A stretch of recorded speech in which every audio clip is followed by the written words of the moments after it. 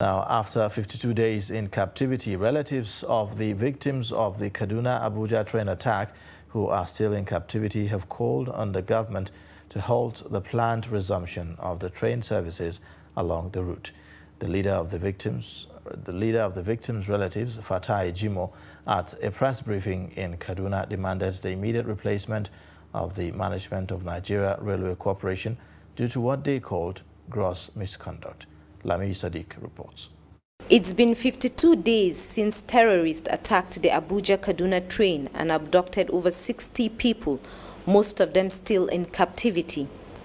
Relatives of the abducted passengers say they have been living in agony and mental instability occasioned by the continued stay of their loved ones in captivity. The MD of NRC, Mr. Fidet Okiria, claimed in a recent interview that he has been in regular contact with the real, in quote, relatives of kidnapped passengers. Nothing can be further from the truth.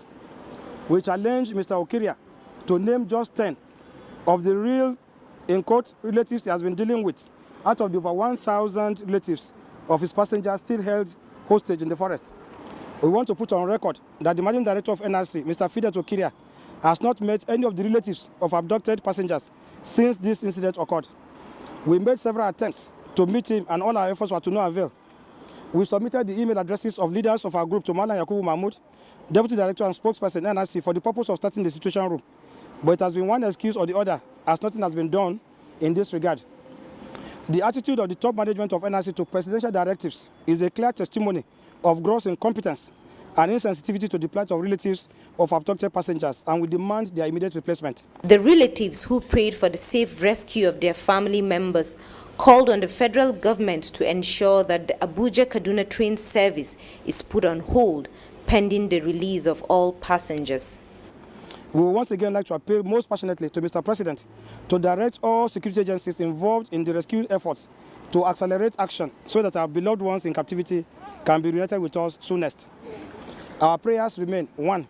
Safe rescue of family members in captivity. 2. Abuja Kaduna train service should be put on hold until our first prayer is met and adequate security measures are put in place to guarantee the safety of prospective passengers. They said they have been left in the dark since they cannot negotiate the release of their loved ones, and called on the government to meet the demands of the terrorists to ensure their safe return. Lami Sadiq for Trust TV News.